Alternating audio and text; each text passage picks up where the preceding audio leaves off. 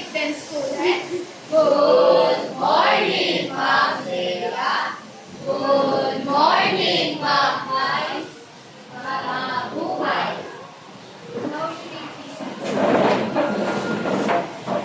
Before we start our lesson, now you still remember our discussion yesterday? Yes. Yes.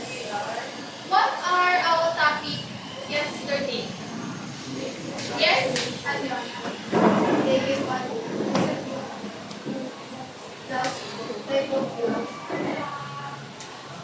Yes, type of blouse. What are the different types of blouse? Can you give some example?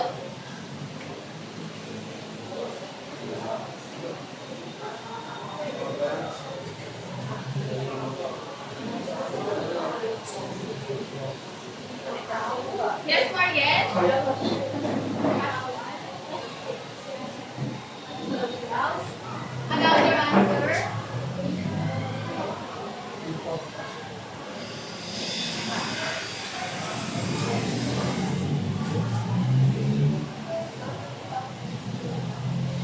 Yes, Diane? Yes, the butterfly blouse. We have a different blouses: butterfly blouse, casual blouse, button down, and surface water.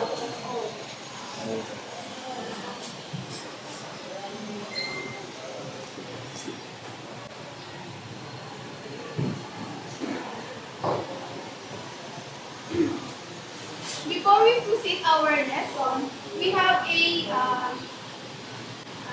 objectives. Everyone, please read the objectives. At the end of the lesson, the learners will be able to identify the body measurements needed for ladies' blouse, And the second, demonstrate a positive and respectful attitude towards peers while taking measurements, including maintaining personal space and professionalism. Practice on how to take body measurements. example word. Rearrange the letter to find the correct word. Use your knowledge of spelling and word patterns to help. So, for your activity, we have a group 1 and group 2. And who is the first arrange the jumble letter, give a 1 point. Who is the volunteer for the group 1 and group 2?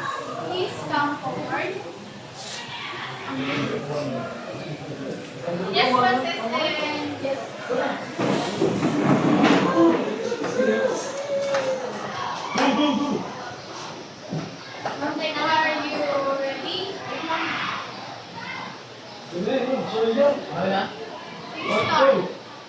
ready?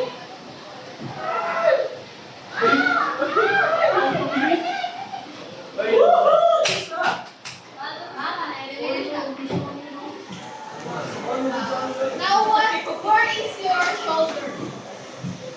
Right. The group 2 is have a 1 point. Who is the volunteer for group 1 and group 2? Yes, Mariette. And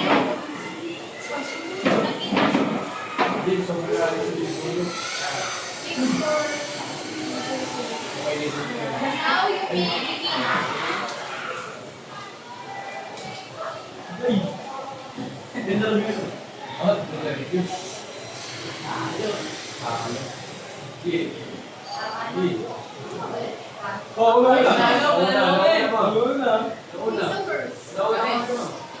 You have a goal 1.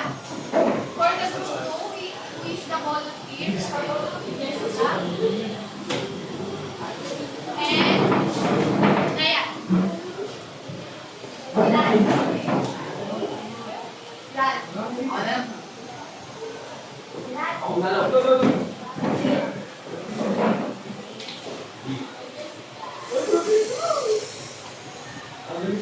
You may start now.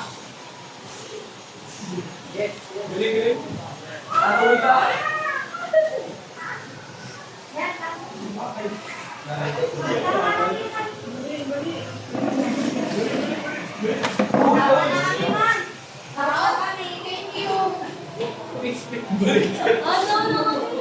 Balik. Ay, hindi, baliktad niya, baliktad. The group 2 have a 2 points and the group 1 is 1 point. Yes, who is the volunteer for the fourth letter? Yes, Jero. And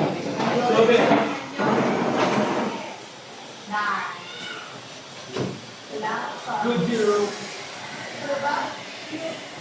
Support. Yung isa. Okay, panalo na. Okay. Mali. Mali!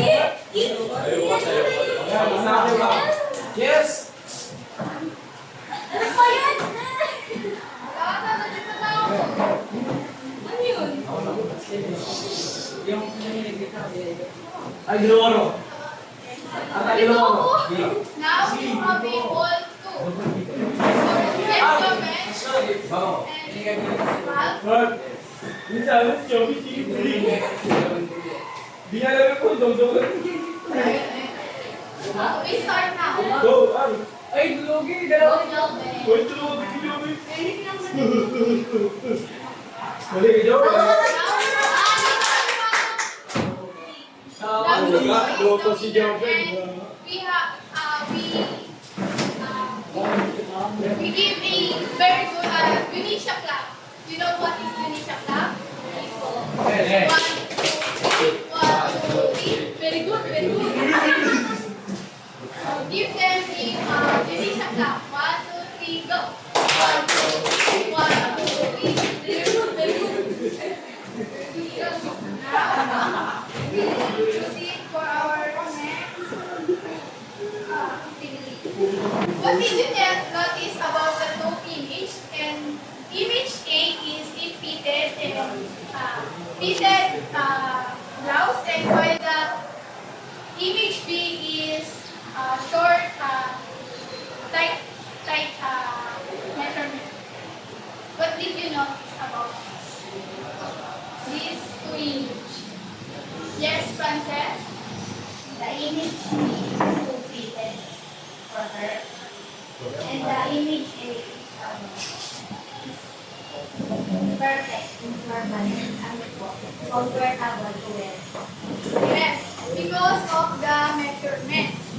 What image A is correct measurement, and while image B is incorrect measurement. Our topic for today is a body measurements. Dayan, please read a body measurements. Body measurements are key measurements of a person's body, such as mass, weight, and weight that are used for determining clothing sizes or tracking body composition. Taking body measurement is very important step in construction because it depends on fitting garments on accuracy to measure. Depends on the accuracy of the measurements. For our rules for taking measurements, we have a use of a 60 inches tape measurement measure that does not stretchable. This is a tape measure to be used our body measurements. Please read the second rule. Yes, Leah. Make sure that your work is underwear. Yes, you may wear a comfortable dress and remove the distraction or accessories or necklace that distract on when you measure the body. The third rule is with Jobe. Relax up, side position or render from costume. Stand straight. Your client stands straight while measuring the body measurements.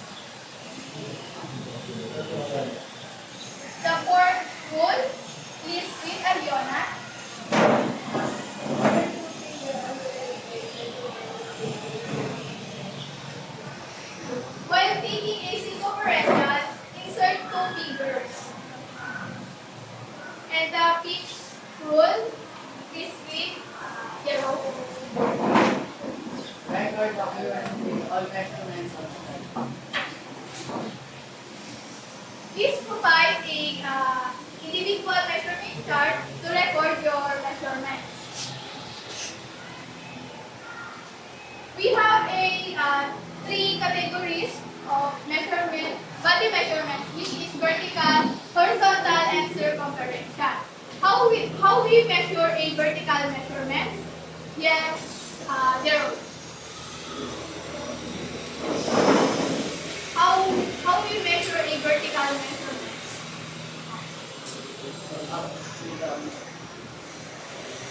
From top to bottom. Yes. Please read the front figure, Jessica.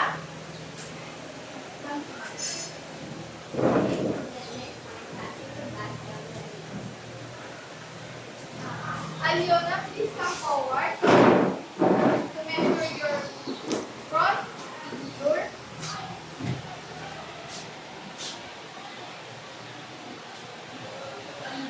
It's to measure a front figure taken from the neck down to the passing point, the bust down.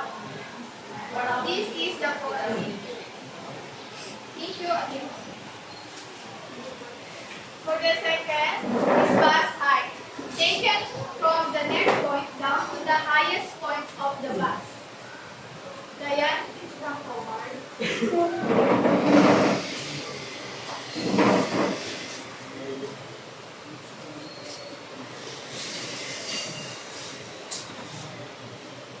From the neck point down to the highest point of the bust height. This is the bust height. For our blouse length, this fits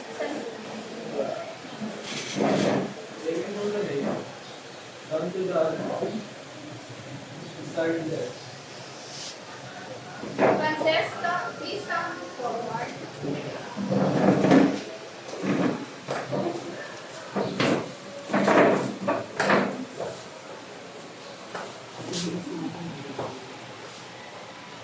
Taken the neck down to the highest, to the desired point of a blouse. This is a blouse length.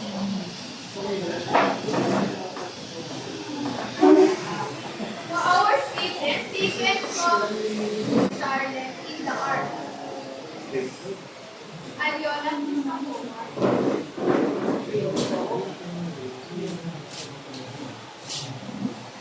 How to measure a sleeve length?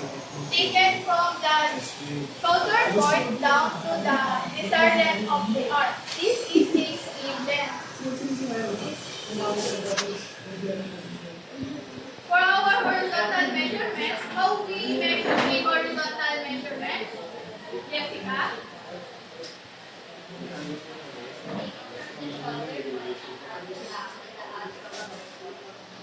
Yes, it's taken left to the right. For our shoulder, taken from the shoulder point across the back to the other shoulder point. Leah, please step forward to measure your shoulder.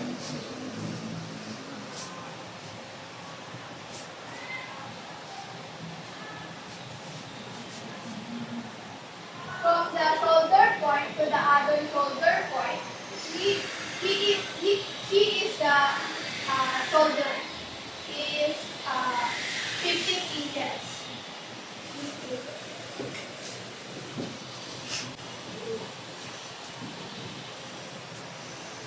For our chest, taken from one spot beside the armpit to the other armpit. Frances, please come forward to measure your chest.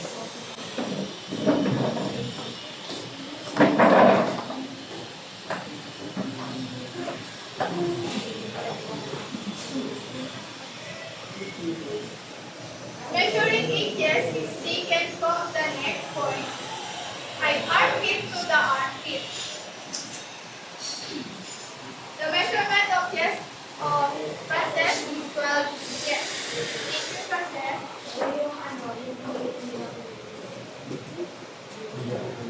For the bust distance, taken from the nipple to the nipple. Yes, Mariel. Yes, come.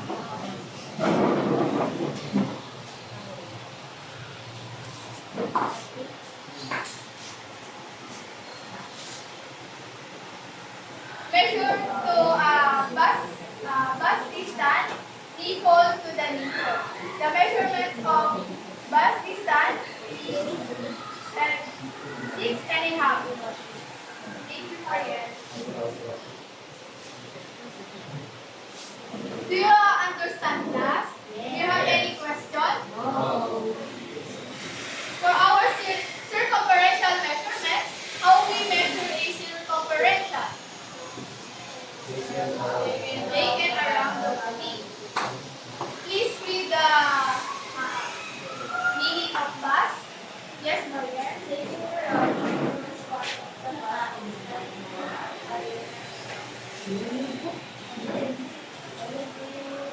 Jerome, please come forward to measure your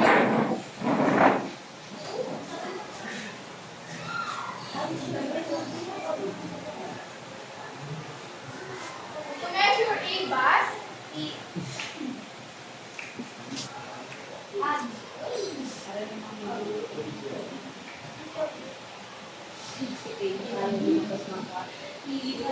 Don't forget to insert fingers. The measurement of a bus of the rope is a 30.5. Thank you, Jerome.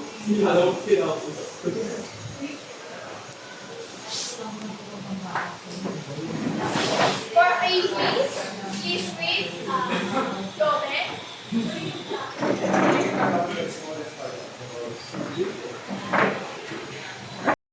measure your waist.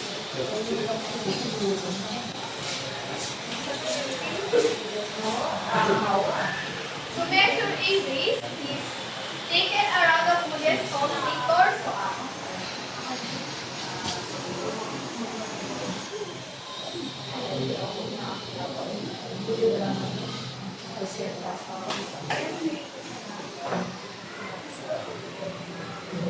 Thank you, Leah. For measurements of hips, take it around the fullest part of the hips. Yes, Jessica, please come forward to measure your hips.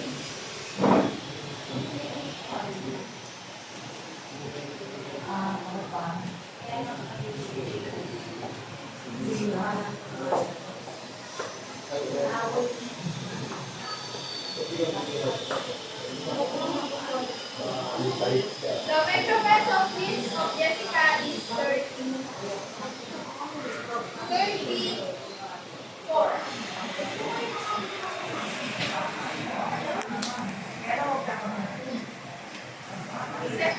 Next is armhole. Take it around the armhole.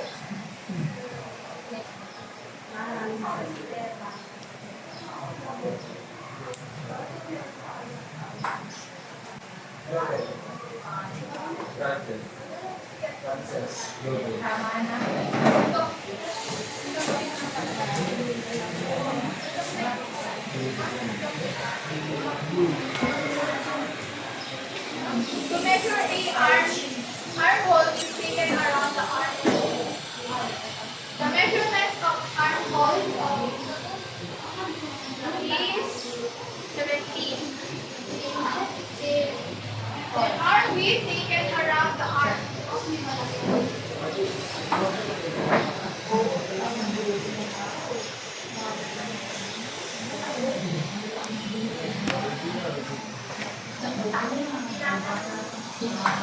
The measurement of arm width is 11. And the neck is taken around the neck.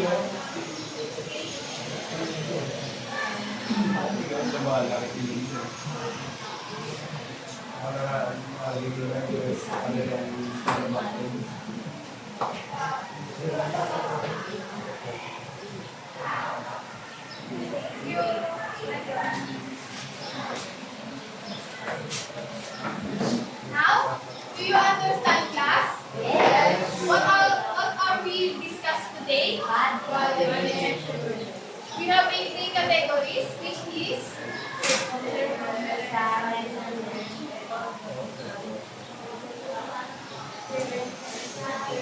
and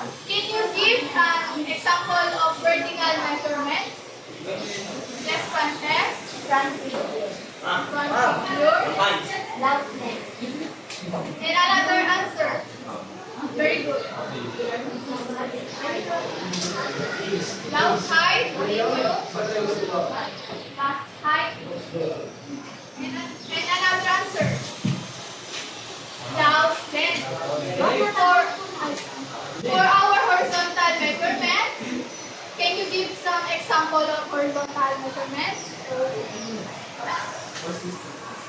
Yes, continue. Fast. Another answer. Very good. Fast, yes.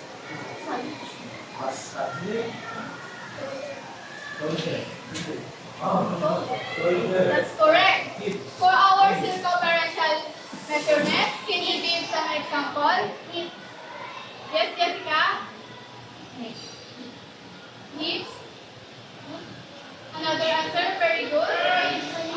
That's right. Waist. Jobe. Can you give some example of armhole? Now, why do you think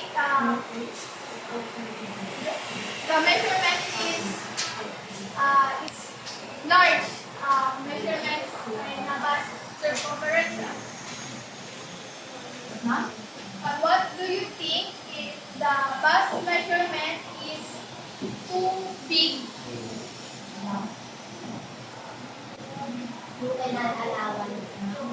Add allowance or you can retake body measurement.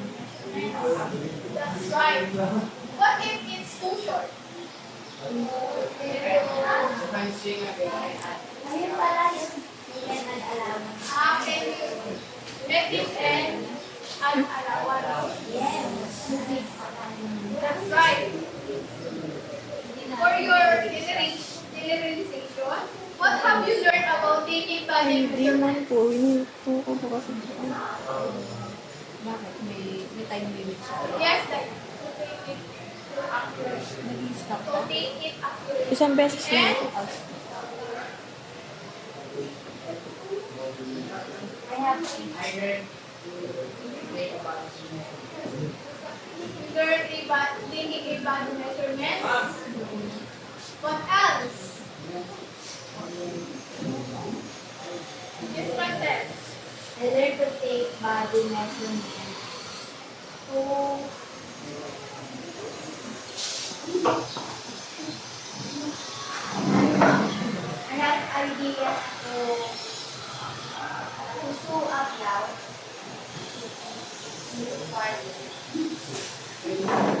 Another answer. Very good, Frances.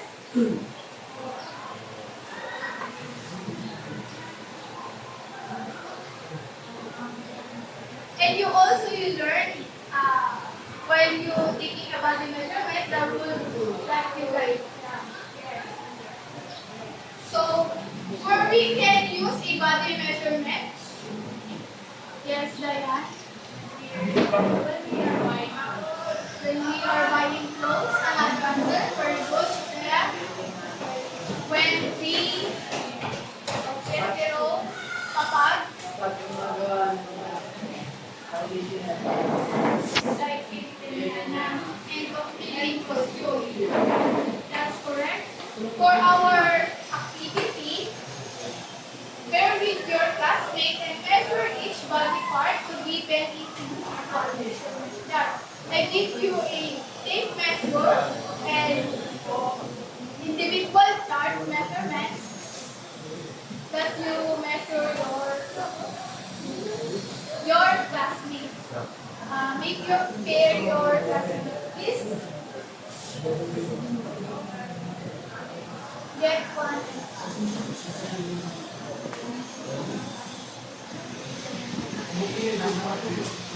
I give you one tape measurement for a pair.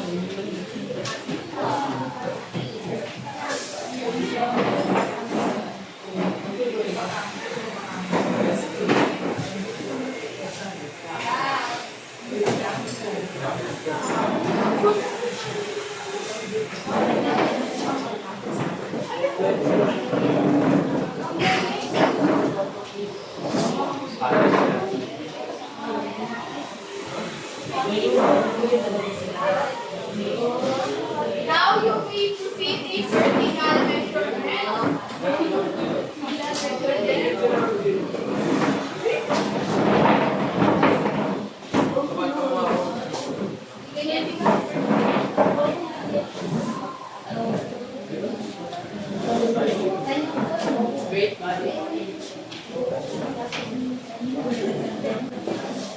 is a working toner. Tatanggalin ko na ito, ma'am.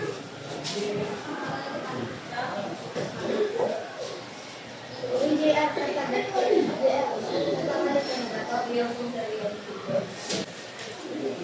Tatanggalin ko na, ma'am.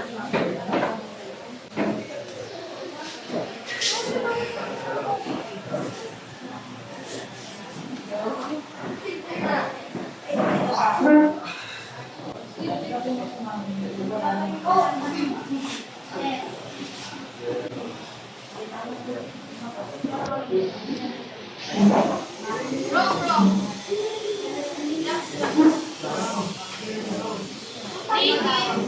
Take it the next point.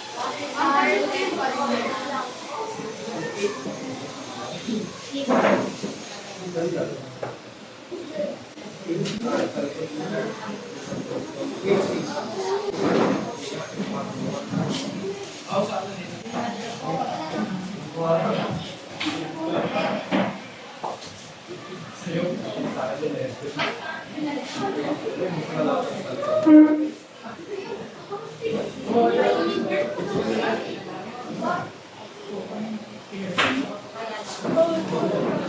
Measure horizontal measurements.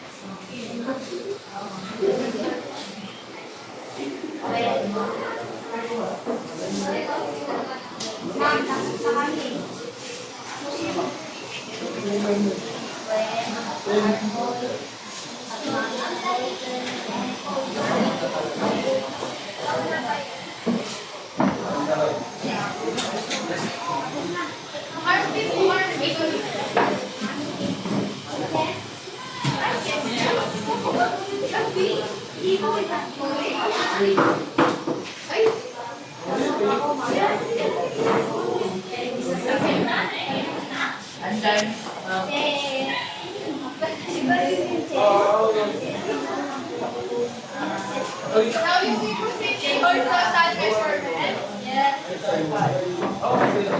Have done? Yes.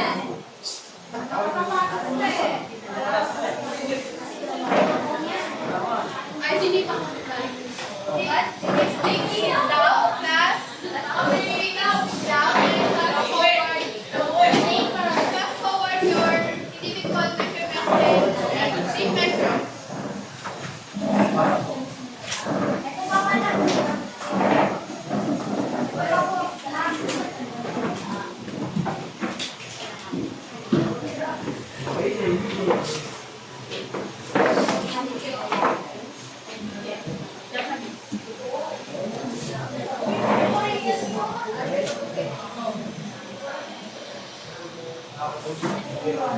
Okay.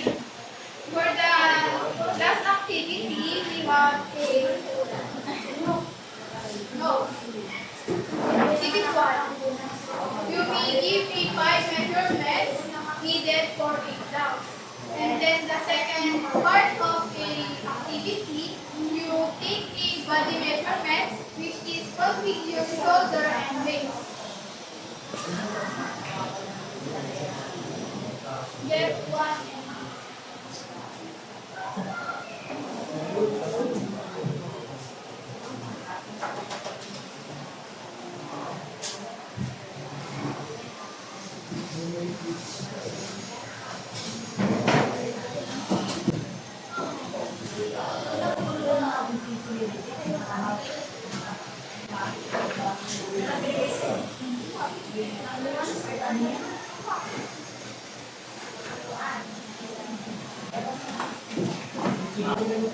I give you a 1 minute to answer your activity.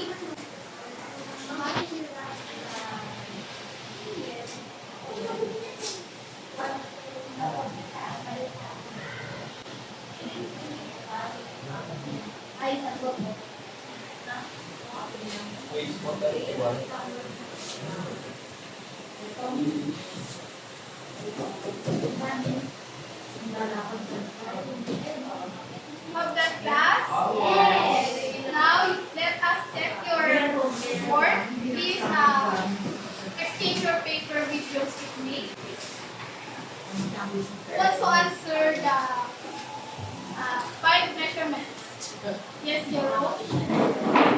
As discussed, make it shoulder. Thank you. Very good. Another answer.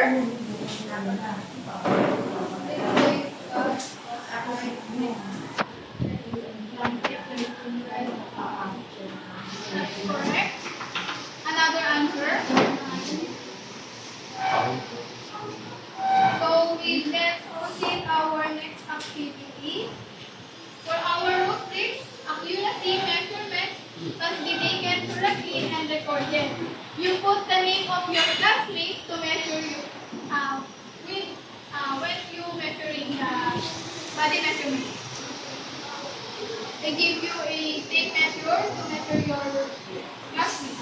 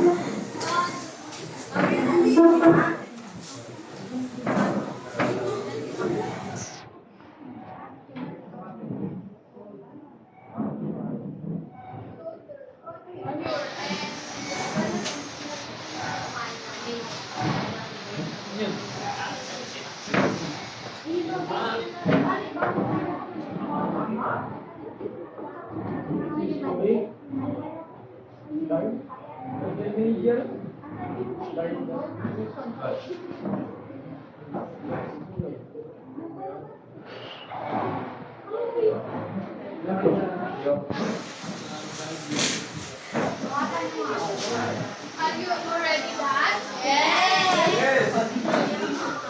Yes. Or done? Next. So you may take to speak and now it's already time.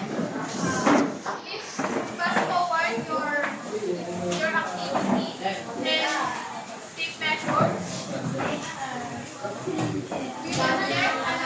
We will check tomorrow.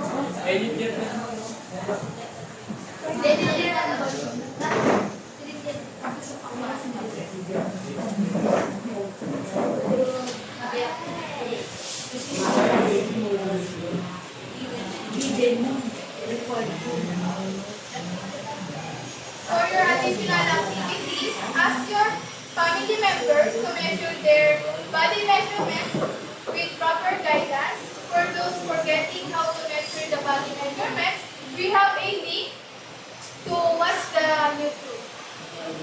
This is a link. Now we recall our lesson for today. What are topics that we discussed? Body measurement, vertical, horizontal.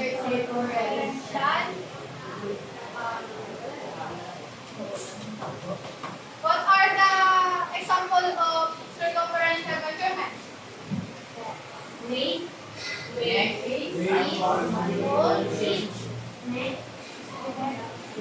How about the horizontal?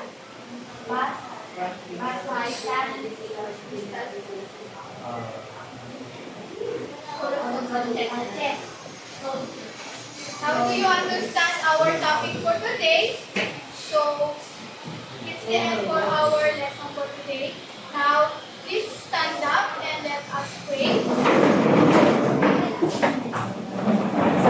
Miss Aliona, please, with the closing prayer.